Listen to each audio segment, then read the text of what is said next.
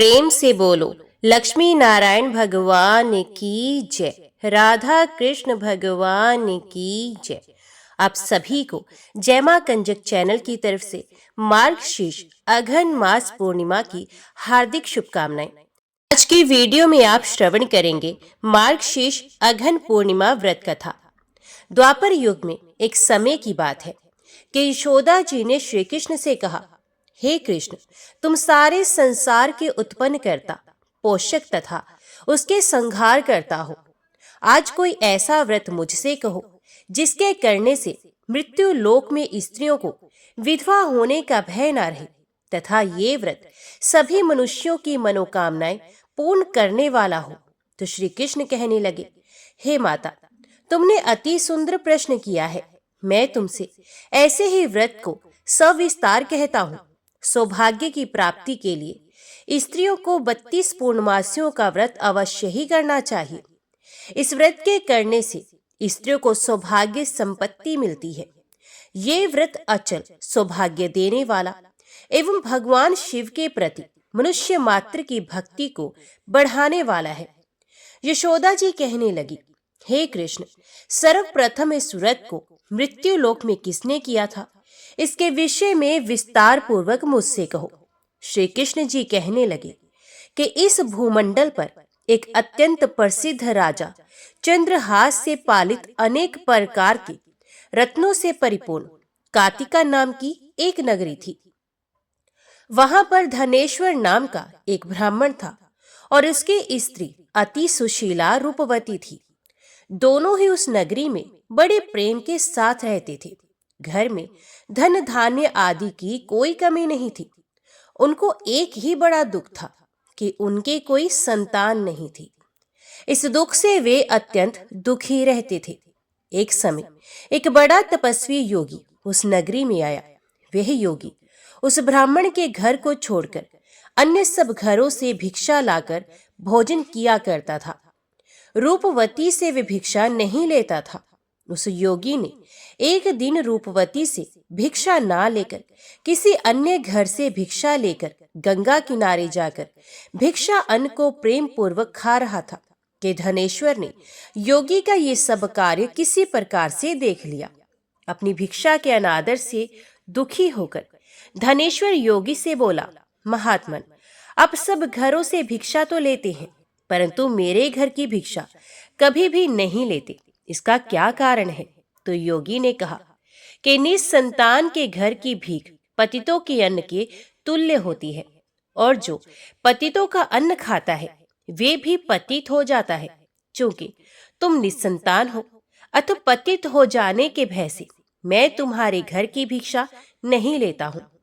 धनेश्वर ये बात सुनकर अपने मन में बहुत दुखी हुआ और हाथ जोड़कर योगी के पैरों पर गिर पड़ा तथा आर्त भाव से कहने लगा, हे महाराज, यदि ऐसा है तो आप मुझको पुत्र प्राप्ति का कोई उपाय बताइए। आप सर्वज्ञ हैं, मुझ पर अवश्य ही ये कृपा कीजिए। धन की मेरे घर में कोई कमी नहीं, परंतु मैं पुत्र ना होने के कारण अत्यंत दुखी रहता हूँ। आप मेरे इस दुख का हरण करें, आप सामर्थ्यवान हैं। ये सुनकर योगी कहने लगे, हे ब्राह्मण, तुम चंडी की आराधना करो। घर आकर उसने अपनी स्त्री से सब वृत्तांत कहा और स्वयं तप के निमित्त वन में चला गया। वन में जाकर उसने चंडी की उपासना की और उपवास किया। चंडी ने 16वें दिन उसको स्वप्न में दर्शन दिया और कहा, धनेश्वर, जा, तेरे पुत्र होगा, परंतु वे 16 वर्ष की आयु में ही मृत्यु को प्राप्त हो जाएगा। यदि तुम दोनों स्त्री पुरुष 32 पूर्णमासियों का व्रत विधि पूर्वक करोगे तो वह दीर्घायु होगा। जितनी तुम्हारे सामर्थ्य हो आटे के दिए बनाकर शिव जी का पूजन करना, परंतु पूर्णमासी को 32 जो जाने चाहिए। प्रातः काल होने पर स्थान के समीप ही तुम्हें एक आम का वृक्ष दिखाई देगा। उस पर तुम चढ़कर एक फल तोड़कर शीघ्र अपने घर चले जाना। अपनी स्त्री से सब वृत्तांत कहना। ऋतु स्नान के पश्चात वे स्वच्छ होकर श्री शंकर जी का ध्यान करके उस फल को खा लेगी। तब शंकर भगवान की कृपा से उसको गर्भ हो जाएगा। जब वे ब्राह्मण प्रातः काल उठा तो उसने उस स्थान के पास ही एक आम का वृक्ष देखा, जिस पर एक अत्यंत सुंदर आम का फल लगा हुआ था। उस ब्राह्मण ने उस आम के वृक्ष पर चढ़कर उस फल को तोड़ने का प्रयत्न किया, परंतु वृक्ष पर कई बार प्रयत्न करने पर भी वे ना चढ़ पाया। तब तो उस ब्राह्मण को बहुत चिंता हुई और विघ्न विनाशक श्री गणेश जी की वंदना करने लगा और बोला, हे दयानिधे, अपने भक्तों के विघ्नों का नाश करके उनके मंगल कार्यों को करने वाले, दुष्टों का नाश करने वाले, रिद्धि सिद्धि को देने वाले, आप मुझ पर कृपा करके इतना बल दें कि मैं अपने मनोरथ को पूर्ण कर सकूं। इस प्रकार गणेश जी की प्रार्थना करने पर उनकी कृपा से धनेश्वर वृक्ष पर चढ़ गया और उसने एक अति सुंदर आम का फल देखा। उसने विचार किया कि जो वरदान से फल मिला था वे ये है और कोई फल दिखाई नहीं देता। उस धनेश्वर ब्राह्मण ने जल्दी से उस फल को तोड़कर अपनी स्त्री को लाकर दे दिया और उसकी स्त्री ने अपने पति के कथन अनुसार उस फल को खा भी लिया और वह गर्भवती हो गई। देवी जी की असीम कृपा से उसे एक अत्यंत सुंदर पुत्र उत्पन्न हुआ, जिसका नाम उन्होंने देवीदास रखा। माता पिता के हर्ष और शोक के साथ वे बालक शुक्ल पक्ष के चंद्रमा की भांति अपने पिता के घर में बढ़ने लगा। भवानी की कृपा से वह बालक बहुत ही सुंदर, सुशील और विद्या पढ़ने में बहुत ही निपुण हो गया। दुर्गा जी की आज्ञा अनुसार उसकी माता ने 32 पूर्णमासी का व्रत रखना आरंभ कर दिया, जिससे उसका पुत्र बड़ी आयु वाला हो गया। 16वां वर्ष लगते ही देवीदास के माता पिता को बड़ी चिंता हो गई कि कहीं उनके पुत्र की इस वर्ष मृत्यु न हो जाए। इसलिए उन्होंने अपने मन में विचार किया कि यदि ये दुर्घटना उनके सामने हो गई तो ये कैसे सहन कर पाएंगे। असतु उन्होंने देवीदास के मामा को बुलाया और कहा कि हमारी इच्छा है कि देवीदास 1 वर्ष तक काशी में जाकर विद्या अध्ययन करे और उसको अकेला भी नहीं छोड़ना चाहिए। इसलिए साथ में तुम चले जाओ और 1 वर्ष के पश्चात इसको वापस लौटा लाना। सब प्रबंध करके उसके माता पिता ने काशी जाने के लिए देवीदास को एक घोड़े पर बैठाकर उसके मामा को उसके साथ कर दिया, किंतु ये बात उसके मामा या किसी और से नहीं कही। धनेश्वर ने सप्तनिक अपने पुत्र की मंगल कामना तथा दीर्घायु के लिए भगवती दुर्गा की आराधना और पूर्णमासियों का व्रत करना आरंभ कर दिया। इस प्रकार बराबर 32 पूर्णमासी का व्रत पूरा किया। कुछ समय के पश्चात एक दिन वे दोनों मामा और भांजा मार्ग में रात्रि बिताने के लिए किसी ग्राम में ठहरे हुए थे। उस दिन उस गांव में एक ब्राह्मण की अत्यंत सुंदरी, सुशीला, विदुषी और गुणवती कन्या का विवाह होने वाला था। जिस धर्मशाला के अंदर वर और उसकी बारात ठहरी हुई थी, उसी धर्मशाला में देवीदास और उसके मामा भी ठहरे हुए थे। संयोगवश कन्या को तेल आदि चढ़ाकर मंडप आदि का कृत्य किया गया तो लगन के समय वर को धनुर्वात हो गया। असतु वर के पिता ने अपने कुटुंबियों से परामर्श करके निश्चय किया कि यह देवीदास मेरे पुत्र जैसा ही सुंदर है, मैं इसके साथ ही लगन करा दूं और बाद में विवाह के अन्य कार्य मेरे लड़के के साथ हो जाएंगे। ऐसा सोचकर देवीदास के मामा से जाकर बोला कि तुम थोड़ी देर के लिए अपने भांजे को हमें दे दो, जिससे विवाह के लगन का सब कृत्य सुचारू रूप से हो सके। तब उसका मामा कहने लगा कि जो कुछ भी मधुपर्क आदि कन्यादान के समय वर को मिले वे सब हमें दे दिया जाए तो मेरा भांजा इस बारात का दूल्हा बन जाएगा। ये बात वर के पिता ने स्वीकार कर लेने पर उसने अपना भांजा वर बनने को भेज दिया और उसके साथ सब विवाह कार्य रात्रि में विधि पूर्वक संपन्न हो गया। पत्नी के साथ वे भोजन ना कर सका और अपने मन में सोचने लगा कि ना जाने ये किसी स्त्री होगी। वे एकांत में इसी सोच में गर्म निश्वास छोड़ने लगा तथा उसकी आंखों में आंसू भी आ गए। तब वधू ने पूछा कि क्या बात है, आप इतने उदासीन व दुखी क्यों हो रहे हैं। तब उसने सब बातें जो वर के पिता व उसके मामा में हुई थी उसको बता दी। तो कन्या कहने लगी कि ये ब्रह्म विवाह के विपरीत कैसे हो सकता है। देव, ब्राह्मण और अग्नि के सामने मैंने आपको ही अपना पति बनाया है, इसलिए आप ही मेरे पति हैं। मैं आपकी ही पत्नी रहूंगी, किसी अन्य की कदापि नहीं। तब देवीदास ने कहा, ऐसा मत करिए, क्योंकि मेरी आयु बहुत थोड़ी है। मेरे पश्चात आपकी क्या गति होगी। इन बातों को अच्छी तरह विचार लो। परंतु वे दृढ़ विचार वाली थी। बोली कि जो आपकी गति होगी वही मेरी भी गति होगी। हे स्वामी, आप उठिए और भोजन करिए, आप निश्चय ही भूखे होंगे। इसके बाद देवीदास और उसकी पत्नी दोनों ने भोजन किया तथा शेष रात्रि वे सोते रहे।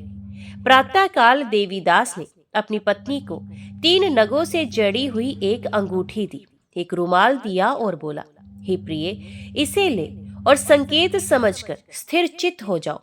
मेरा मरण और जीवन जानने के लिए एक पुष्प वाटिका बना लो। उसमें सुगंधी वाली एक नव मल्लिका लगा लो। उसको प्रतिदिन जल से सिंचा करो और आनंद के साथ खेलो कूदो तथा उत्सव मनाओ। जिस समय और जिस दिन मेरा प्राणांत होगा, ये फूल सूख जाएंगे, और जब ये फिर हरे हो जाए तो जान लेना कि मैं जीवित हूं। ये बात निश्चय करके समझ लेना, इसमें कोई संशय नहीं है। ये समझाकर वे चला गया। प्रातःकाल होते ही वहां पर गाजे बाजे बजने लगे, और जिस समय विवाह के कार्य समाप्त करने के लिए वर तथा सब बाराती मंडप में आए, तो कन्या ने वर को भली प्रकार से देखकर अपने पिता से कहा कि ये मेरा पति नहीं है। मेरा पति वही है जिसके साथ रात्रि में मेरा पाणी ग्रहण हुआ था। इसके साथ मेरा विवाह नहीं हुआ है। यदि ये वही है तो ये बताए कि मैंने इसको क्या दिया। मधुपर्क और कन्यादान के समय जो मैंने भूषण आदि दिए थे उन्हें दिखाए, तथा रात में मैंने क्या गुप्त बातें कही थी वे सब सुनाए। पिता ने उसके कथन अनुसार वर को बुलवाया। कन्या की ये सब बातें सुनकर वे कहने लगा कि मैं कुछ नहीं जानता। इसके पश्चात लज्जित होकर वे अपना समूह लेकर चला गया, और सारी बारात भी अपमानित होकर वहां से लौट गई। भगवान श्री कृष्ण बोले, हे माता, इस प्रकार देवीदास काशी विद्याधन के लिए चला गया। जब कुछ समय बीत गया तो काल से प्रेरित होकर एक सर्प रात्रि के समय उसको डसने के लिए वहां पर आया। उस विषधर के प्रभाव से उसके शयन का स्थान चारों ओर से विष की ज्वाला से विषैला हो गया, परंतु व्रतराज के प्रभाव से उसको काटने ना पाया, क्योंकि पहले ही उसकी माता ने 32 पूर्णिमा का व्रत कर रखा था। इसके बाद मध्याह्न के समय स्वयं काल वहां पर आया और उसके शरीर से उसके प्राणों को निकालने का प्रयत्न करने लगा, जिससे वे मूर्छित होकर पृथ्वी पर गिर पड़ा। भगवान की कृपा से उसी समय माता पार्वती जी के साथ श्री शंकर भगवान जी आ गए। उसको मूर्छित दशा में देखकर पार्वती जी ने भगवान शंकर से प्रार्थना की कि हे महाराज, इस बालक की माता ने पहले 32 पूर्णिमा का व्रत किया था, जिसके प्रभाव से हे भगवान आप इसको प्राण दान दें। भवानी के कहने पर भक्त वत्सल भगवान श्री शिव जी ने उसको प्राण दान दे दिए। इस व्रत के प्रभाव से काल को भी पीछे हटना पड़ा और देवीदास स्वस्थ होकर बैठ गया। उधर उसकी स्त्री उसके काल की प्रतीक्षा किया करती थी। जब उसने देखा कि उस पुष्प वाटिका में पत्र पुष्प कुछ भी नहीं रहा है, तो उसको अत्यंत आश्चर्य हुआ, और जब वे वैसे ही हरी भरी हो गई तब वे जान गई कि वे जीवित हो गए हैं। ये देखकर वे बहुत प्रसन्न मन से अपने पिता से कहने लगी कि हे पिताजी, मेरे पति जीवित हैं, आप उनको ढूंढिए। जब 16वां वर्ष व्यतीत हो गया तो देवीदास भी अपने मामा के साथ काशी से चल दिया। इधर उसे श्वशुर उसके ढूंढने के लिए अपने घर से जाने वाले ही थे कि वे दोनों मामा और भांजा वहां पर आ गए। उसको आया देखकर उसका श्वशुर बड़ी प्रसन्नता के साथ अपने घर में ले आया। उस समय नगर के निवासी भी वहां इकट्ठे हो गए, और सबने निश्चय किया कि अवश्य ही इसी बालक के साथ इस कन्या का विवाह हुआ था। उस बालक को जब कन्या ने देखा तो पहचान लिया और कहा कि ये तो वही है जो संकेत करके गया था। तदुपरांत सभी कहने लगे कि भला हुआ जो ये आ गया, और सब नगरवासियों ने आनंद मनाया। कुछ दिन के बाद देवीदास अपनी पत्नी और मामा के साथ अपने ससुर के घर से बहुत सा उपहार आदि लेकर अपने घर के लिए प्रस्थान किया। जब वे अपने गांव के निकट गया तो कई लोगों ने उसको देखकर उसके माता पिता को पहले ही जाकर खबर दे दी कि तुम्हारा पुत्र देवीदास अपनी पत्नी और मामा के सहित आ रहा है। ऐसा समाचार सुनकर पहले तो उन्हें विश्वास ही नहीं हुआ, किंतु जब और लोगों ने भी आकर उनकी बात का समर्थन किया तो उनको बड़ा आश्चर्य हुआ। लेकिन थोड़ी देर में देवीदास ने आकर अपने माता पिता के चरणों में अपना सर रखकर प्रणाम किया तो माता पिता ने अपने पुत्र और पुत्रवधू को अपने हृदय से लगा लिया और दोनों की आंखों में प्रेम के अश्रु आ गए। अपने पुत्र और पुत्रवधू के आने की खुशी में धनेश्वर ने बड़ा भारी उत्सव किया और ब्राह्मणों को भी बहुत सी दान दक्षिणा देकर प्रसन्न किया। श्री कृष्ण जी कहने लगे, इस प्रकार धनेश्वर 32 पूर्णिमाओं के व्रत के प्रभाव से पुत्रवान हो गया। जो भी स्त्रियां इस व्रत को करती हैं वे जन्म जन्मांतर में वैधव्य का दुख नहीं भोगती और सदैव सौभाग्यवती रहती हैं। ये मेरा वचन है, इसमें कोई संदेह नहीं। ये व्रत पुत्र पौत्रों को देने वाला तथा संपूर्ण मनोकामनाओं को पूर्ण करने वाला है।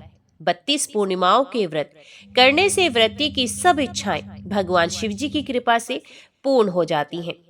सब प्रेम से बोलो लक्ष्मी नारायण भगवान की जय। तो आइए अब श्रवण करते हैं सत्यनारायण भगवान की व्रत कथा।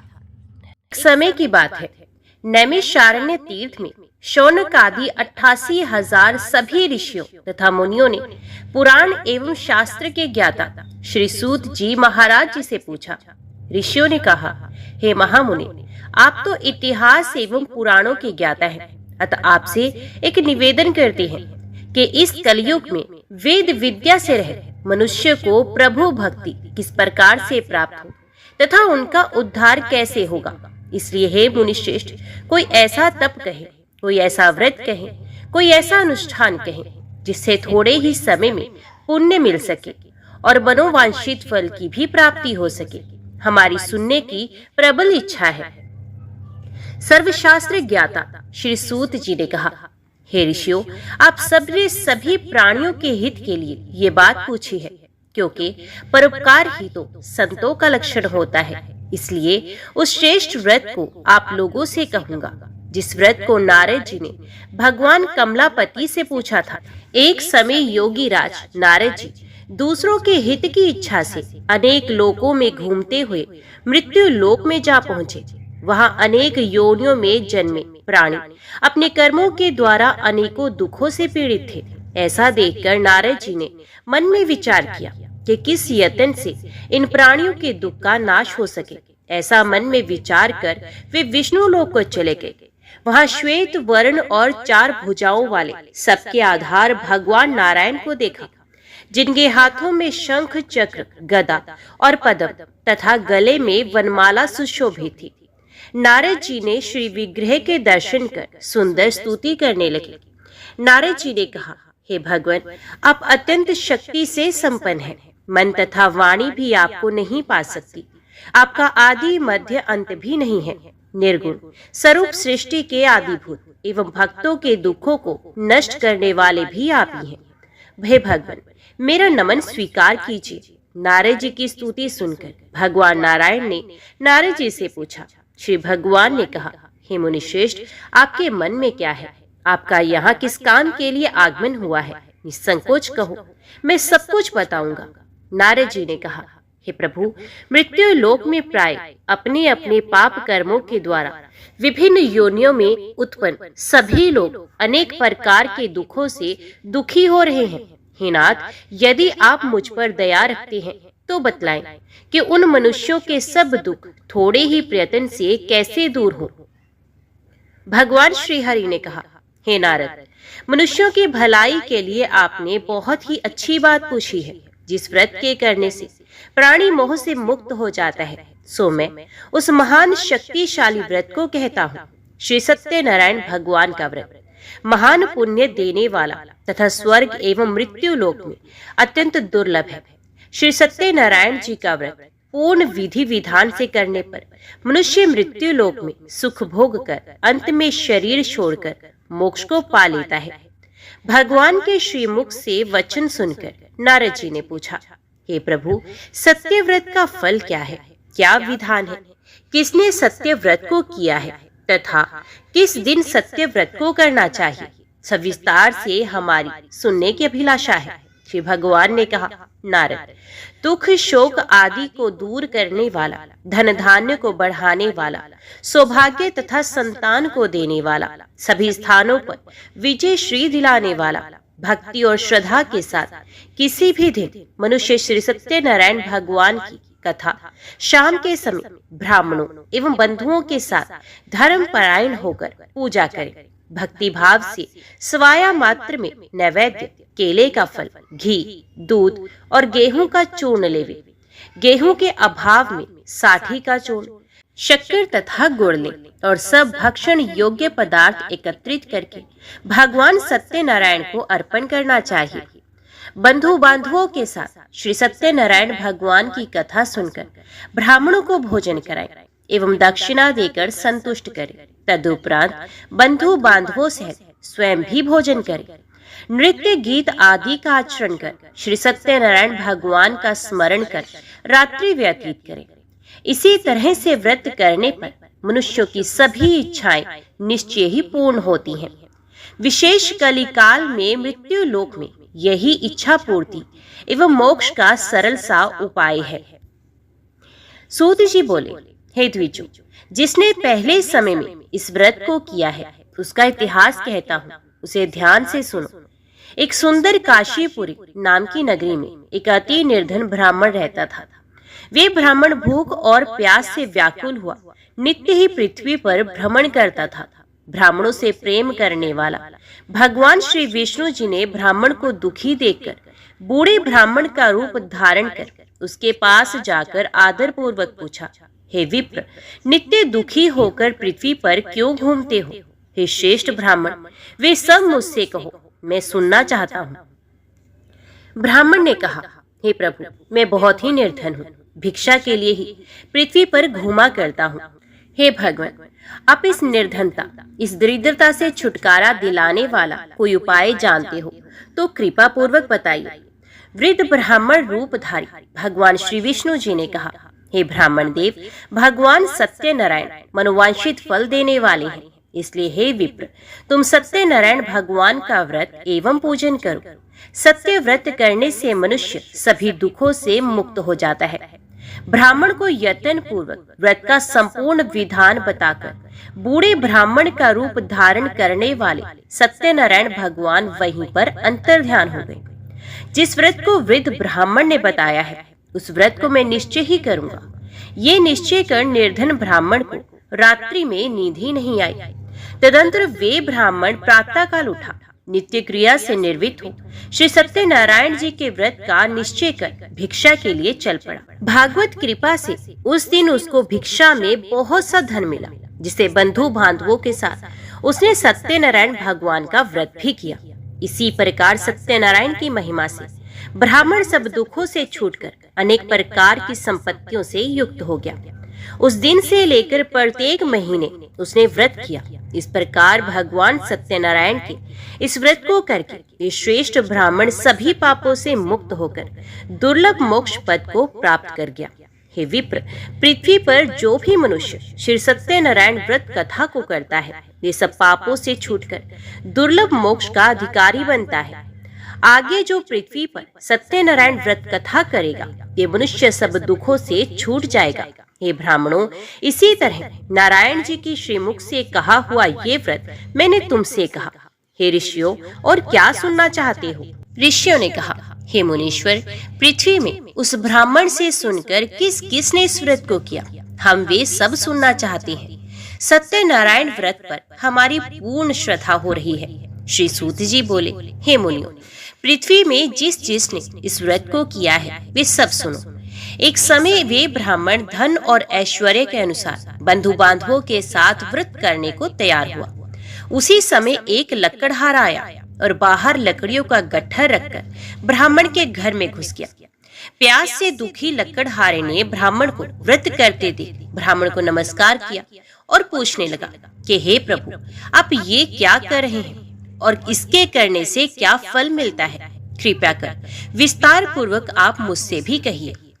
ब्राह्मण ने कहा, सभी मनोकामनाओं को पूर्ण करने वाला ये श्री सत्यनारायण भगवान का व्रत है। इसी व्रत के प्रभाव से मेरे यहाँ महान धन धान्य आदि की वृद्धि हुई है। ब्राह्मण से इस व्रत के बारे में जानकर लकड़हारा बहुत प्रसन्न हुआ, चरणामृत लिया और प्रसाद ग्रहण करके वे अपने नगर के लिए चल गया। लकड़हारे ने मन में इस प्रकार का संकल्प किया कि आज ग्राम में लकड़ी बेचने से जो भी धन मुझे मिलेगा, उसी धन से भगवान सत्यनारायण देव का मैं उत्तम व्रत करूंगा।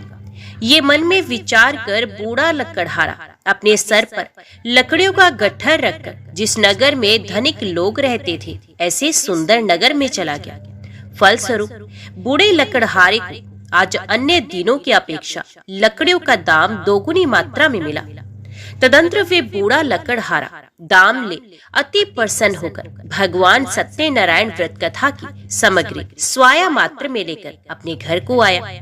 तत्पश्चात उसने अपने बंधु बांधवों एवं ब्राह्मणों को बुलाकर विधि विधान से भगवान सत्यनारायण के व्रत को किया। उस व्रत के प्रभाव से बूढ़ा लकड़हारा धन पुत्र आदि से युक्त हुआ और संसार के समस्त सुखों को भोग कर बैकुंठ को गया। श्री सूत जी ने आगे कहा, हे श्रेष्ठ मुनियों, अब ध्यान पूर्वक आगे की कथा सुनो। प्राचीन समय में उल्कामुख नाम का एक बुद्धिमान राजा था। उल्कामुख सत्यवक्ता एवं जितेंद्रिय था। देव विद्वान राजा प्रतिदिन देव स्थानों में जाया करता था तथा ब्राह्मणों को धन देकर उन्हें संतुष्ट किया करता था।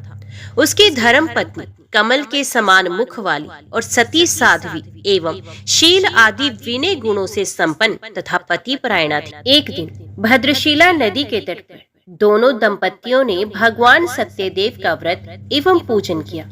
जिस समय राजा अपने परिवार के साथ व्रत एवं पूजन कर रहे थे, उसी समय वहां पर एक साधु वैश्य आया। उसके पास व्यापार के लिए बहुत सा धन था। भद्रशिला नदी के तट पर अपनी नौका को किनारे ठहराकर राजा के पास गया और राजा को व्रत करते देख विनय पूर्वक पूछने लगा। साधु ने कहा, हे राजा, भक्ति चित्त से आप ये क्या कर रहे हैं? मेरी सुनने की इच्छा है, ये आप मुझे बताने की कृपा करें। राजा बोले, हे साधु, अपने बांधवों के साथ पुत्र प्राप्ति के लिए ये महाशक्तिशाली सत्यनारायण भगवान का पूजन एवं व्रत कर रहा हूँ। राजा के वचन को सुनकर वे साधु वैश्य आदर के साथ बोला, हे राजा, मुझसे इस व्रत का संविधान कहें। अतः आपके कथन अनुसार इस व्रत को मैं भी करूंगा, क्योंकि मेरे भी कोई संतति नहीं है। राजा से व्रत का विधान सुनकर साधु व्यापार से निर्वित हो आनंद के साथ अपने घर को चला गया। साधु ने अपनी स्त्री से संतति देने वाले उस उत्तम व्रत का समाचार सुनाया और कहा, जब मेरे संतान होगी तब मैं भी इस व्रत को करूंगा। साधु ने ऐसे वचन अपनी पत्नी लीलावती से कहे। एक दिन उसकी पत्नी लीलावती आनंदित हो एवं सांसारिक धर्म में प्रवृत्त होकर सत्यदेव की कृपा से गर्भवती हुई तथा समय बीतने पर 10वें महीने में उसके यहाँ एक सुंदर कन्या ने जन्म लिया। वे कन्या दिनों दिन इस प्रकार बढ़ने लगी जैसे शुक्ल पक्ष का चंद्रमा बढ़ रहा हो, इसलिए उस कन्या का नाम कलावती रखा गया। लीलावती ने मीठे शब्दों से अपने पति से कहा कि आपने जो संकल्प किया था कि संतान होने पर भगवान सत्यदेव का व्रत करूंगा, सो भगवत कृपा से हमारे यहाँ कन्या ने जन्म भी ले लिया है। आप संकल्प के अनुसार उस व्रत को क्यों नहीं कर रहे हैं? साधु बोला, हे प्रिय, इसके विवाह के समय व्रत कर लूंगा, जल्दी क्या है। अपनी पत्नी को भली भांति आश्वासन देकर वे नगर को चला गया।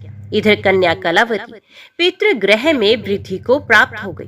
साधु ने जब नगर में सखियों के साथ क्रीड़ा करती हुई अपनी पुत्री कलावती को विवाह के योग्य देखा और तुरंत ही दूत को बुलाकर कहा कि पुत्री कलावती के लिए कोई सुयोग्य वणिक पुत्र खोज कर लाओ। साधु की आज्ञा पाकर दूत कांचन नगर पहुंचा और बड़ी खोज एवं देखभाल कर कन्या कलावती के लिए सुयोग्य वणिक पुत्र को ले आया। उस सुयोग्य वणिक पुत्र को देखकर साधु वैश्य ने अपने भाई बंधुओं एवं जाति के लोगों के साथ प्रसन्नचित होकर अपनी पुत्री कलावती का विवाह उस सुयोग्य वणिक पुत्र के साथ कर दिया। लेकिन दुर्भाग्यवश वे विवाह के समय भी सत्यदेव का व्रत एवं पूजन करना भूल गया। पूर्व में व्रत का संकल्प करने के बाद भी संकल्प पूरा न करने के कारण भगवान सत्यनारायण कुपित हो गए। अपने कार्य में कुशल साधु बनिया अपने दामाद सहित समुद्र के समीप व्यापार करने के लिए रतनसारपुर में पहुंचा और वहां चंद्रकेतु राजा के नगर में दोनों ससुर जमाई व्यापार करने लगे। भ्रष्ट प्रतिज्ञा देखकर सत्यनारायण भगवान ने श्राप दे दिया कि इसे दारुण, कठिन और महान दुख प्राप्त हो। एक दिन भगवान सत्यनारायण की माया से प्रेरित होकर दो चोर राजा के धन को चुराकर भागे जा रहे थे, किंतु पीछे से राजा के दूतों को आता देख वे दोनों चोर घबराकर भागते भाग धन को वहीं चुपचाप छुपा गए जहां दोनों ससुर जमाई ठहरे हुए थे। तब दूतों ने उस साधु वैश्य के पास राजा के धन को रखा देखकर दोनों को बांध कर ले गए और प्रसन्नता से दौड़ते हुए राजा के समीप जाकर बोले कि दो चोर हम पकड़ कर लाए हैं, आप देखकर आज्ञा दे। राजा की आज्ञा से उनको कठिन कारावास में डाल दिया गया।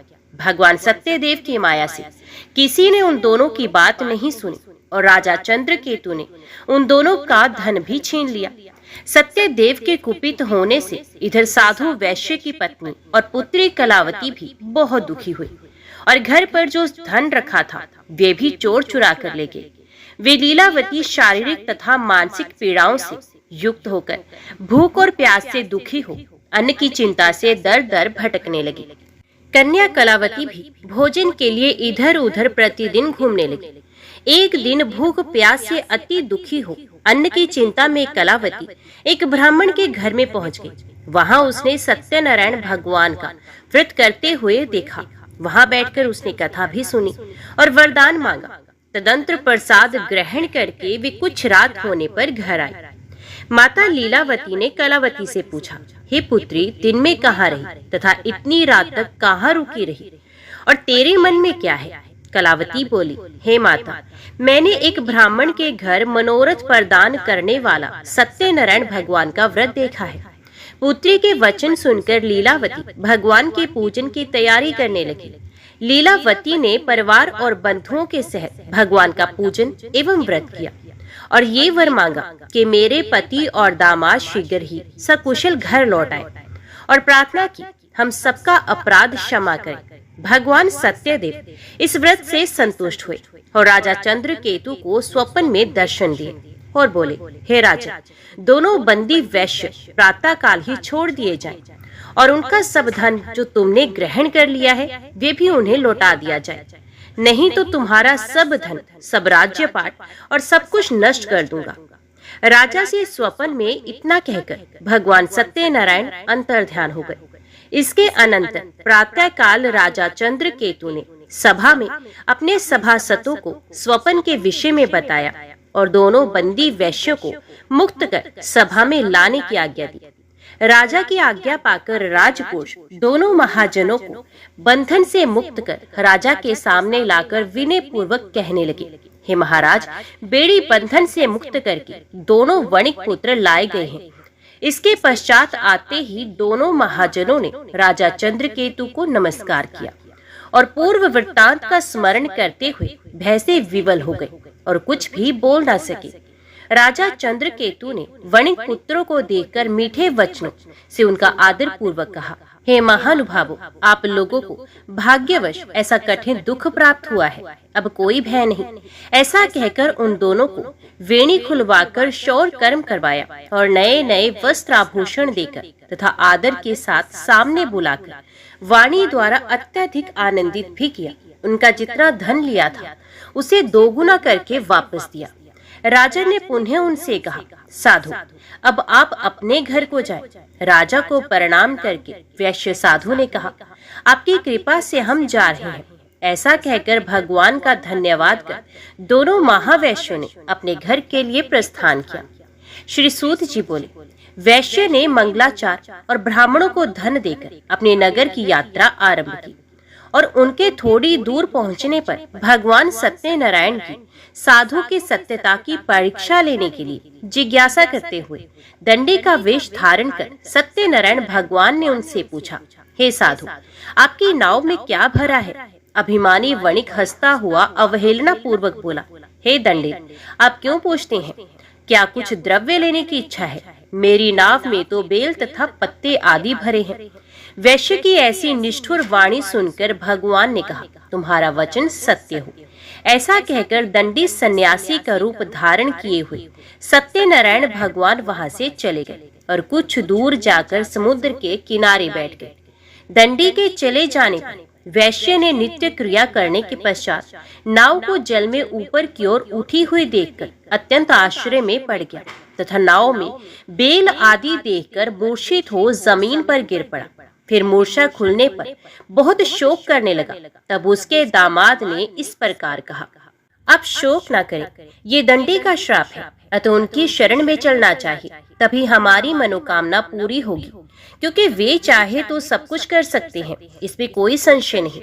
दामाद के वचन सुनकर वे साधु वणिक दंडी स्वामी जी के पास जा पहुंचा।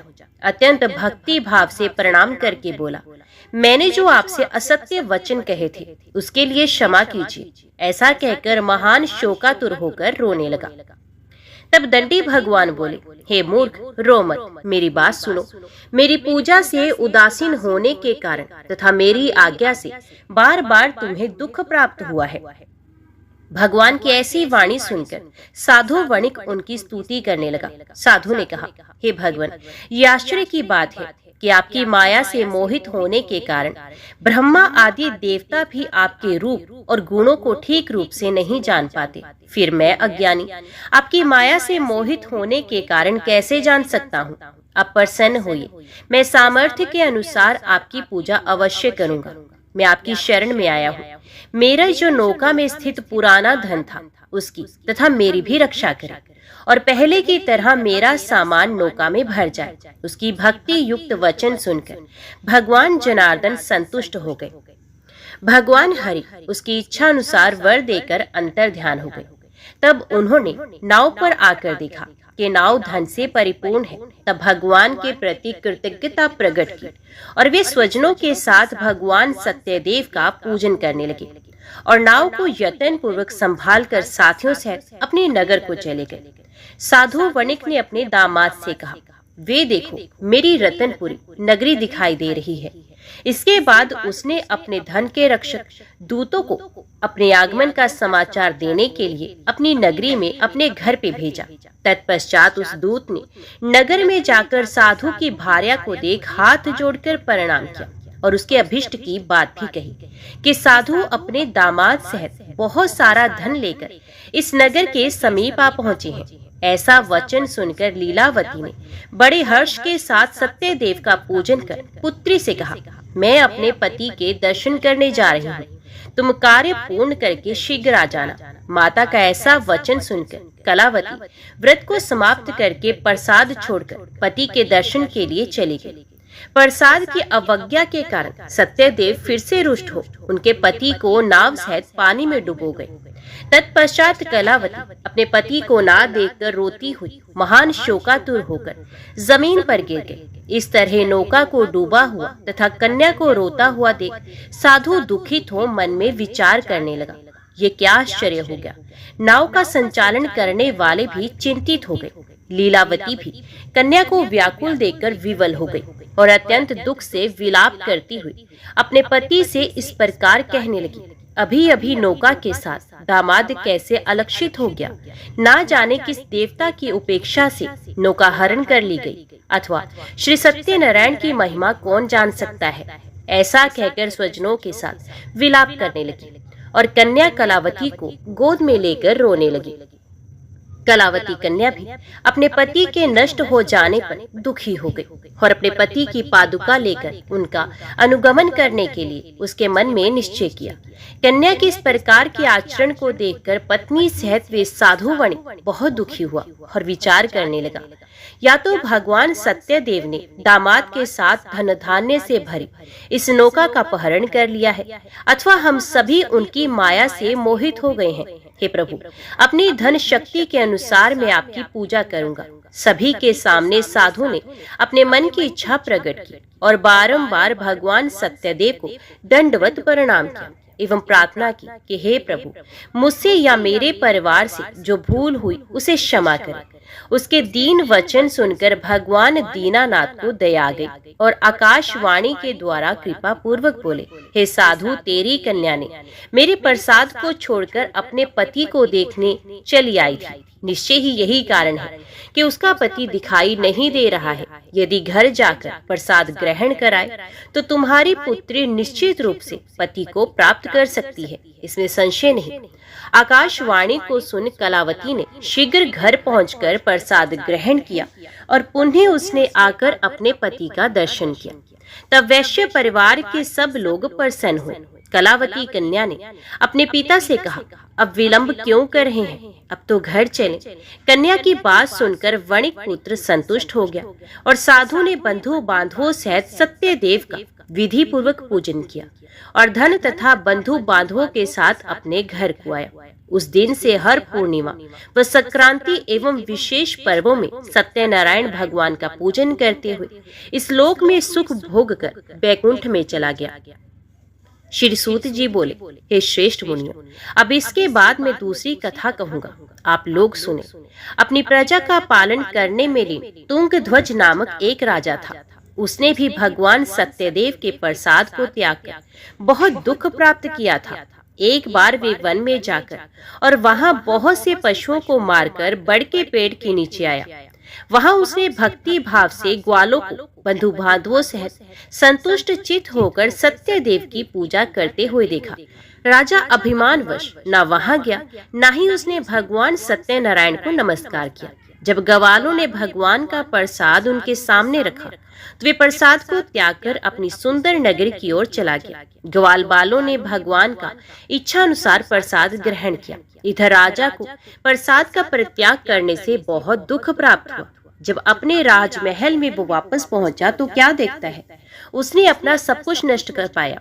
संपूर्ण धन धान्य एवं सभी 100 पुत्र नष्ट हो चुके थे। राजा ने मन में ये निश्चय किया कि अवश्य ही भगवान सत्यनारायण ने हमारा नाश कर दिया है, इसलिए मुझे वहीं जाना चाहिए जहां श्री सत्यनारायण जी का पूजन हो रहा था। तत्पश्चात वे राजा मन में विश्वास कर ग्वाल बालों के समीप किया और उसने गोप गणों के साथ भक्ति श्रद्धा से युक्त होकर विधि पूर्वक भगवान सत्यनारायण का पूजन किया एवं प्रसाद ग्रहण किया।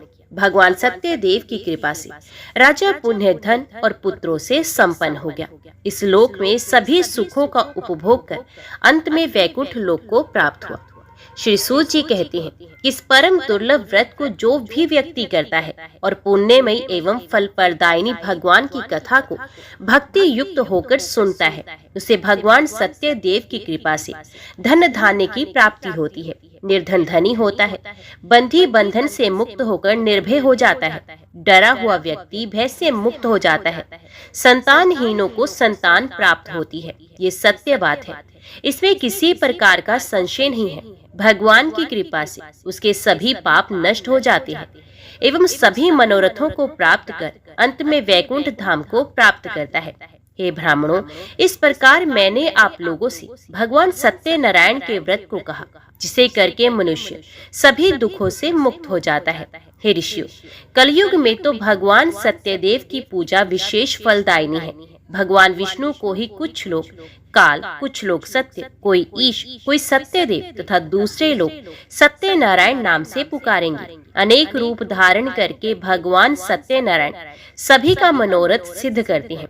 कलयुग में सनातन भगवान विष्णु ही सत्यव्रत रूप धारण करके सभी का मनोरथ पूर्ण करने वाले होंगे। हे श्रेष्ठ मुनियों, जो व्यक्ति प्रतिदिन भगवान सत्यनारायण की इस व्रत कथा को पढ़ता है, सुनता है, भगवान सत्यनारायण की कृपा से उसके सभी पाप नष्ट हो जाते हैं। हे मुनीश्वरों, पूर्व काल में जिन्होंने इस व्रत को किया था, उनके अगले जन्म की कथा कहता हूँ, आप लोग सुने। महान प्रज्ञा संपन्न शतानंद नाम के ब्राह्मण सत्यनारायण के व्रत के प्रभाव से दूसरे जन्म में सुदामा नामक ब्राह्मण हुए और उस जन्म में भगवान श्री कृष्ण का ध्यान करके उन्होंने मोक्ष प्राप्त किया। लकड़हारा भिल गुहों का राजा हुआ और अगले जन्म में उसने श्री राम की सेवा करके मोक्ष प्राप्त किया। महाराज उल्कामुख दूसरे जन्म में राजा दशरथ हुए, जिन्होंने श्री रंगनाथ की सेवा करके अंत में वैकुंठ धाम प्राप्त किया।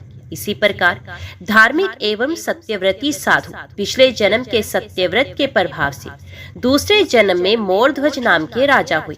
उसने आरे से चिरकर अपने पुत्र की आधी देह भगवान श्री कृष्ण को अर्पित करके मोक्ष प्राप्त किया। महाराज तुंगध्वज जन्मांतर में स्वयंभू मनु हुए और भगवत संबंधी संपूर्ण कार्यों को भक्ति पूर्वक अनुष्ठान करके वैकुंठ लोक को प्राप्त हुए।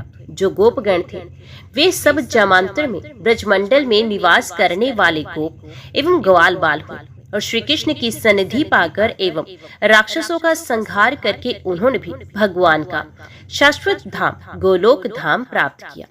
तो बोलो श्री सत्यनारायण भगवान की जय। अभी श्रवण कीजिए श्री सत्यनारायण भगवान जी की आरती। जय लक्ष्मी रमणा स्वामी, जय लक्ष्मी रमणा, सत्यनारायण स्वामी, सत्यनारायण स्वामी, जनपातक हरणा। ओम जय लक्ष्मी रमणा। रतन जड़ित सिंहासन अद्भुत शविराजे, नारद करत निरंजन घंटा ध्वनि बाजे। ओम जय लक्ष्मी रमणा। प्रगट भये कलि कारण द्विज को दर्श दियो, बूढ़ो ब्राह्मण बन कर कंचन महल कियो। ओम जय श्री लक्ष्मी रमणा। दुर्बल भील कठारो जिन पर कृपा करी, चंद्रचूड़ एक राजा जिनकी विपत्ति हरी। ओम जय लक्ष्मी रमणा। वैश्य मनोरथ पायो श्रद्धा तज दीनी, सो फल भोग्य प्रभु जी फिर अस्तुति कीन्ही। ओम जय लक्ष्मी रमणा। भाव भक्ति के कारण छिन छिन रूप धरियो, श्रद्धा धारण कीन्ही तिनको काज सरियो। ओम जय लक्ष्मी रमणा। ग्वाल बाल संग राजा वन में भक्ति करी, मन वांछित फल दीनो दीन दयालु हरि। ओम जय लक्ष्मी रमणा। चढ़त प्रसाद सवायो कदली फल मेवा, धूप दीप तुलसी से राजी सत्य देवा। ओम जय लक्ष्मी रमणा। श्री सत्यनारायण जी की आरती जो कोई नर गावे, कहत शिवानंद स्वामी मनोवांछित फल पावे। ओम जय लक्ष्मी रमणा। ओम जय लक्ष्मी रमणा। स्वामी जय लक्ष्मी रमणा। सत्यनारायण स्वामी जनपातक हरणा। ओम जय लक्ष्मी रमणा। तो बोलो श्री सत्यनारायण भगवान की जय। आज की वीडियो में इतना ही। उम्मीद करती हूँ वीडियो आपको पसंद आई होगी। वीडियो पसंद आई हो तो वीडियो को लाइक और चैनल को सब्सक्राइब जरूर कीजिएगा। जय भगवान सत्यनारायण लिखकर कमेंट बॉक्स में अपनी हाजिरी और अपने सुझाव देना ना भूलेगा। तो मिलते हैं अगली कथा अगली वीडियो के साथ। तब तक के लिए देखते व सुनते रहिए। जय मां कंजक, जय माता दी।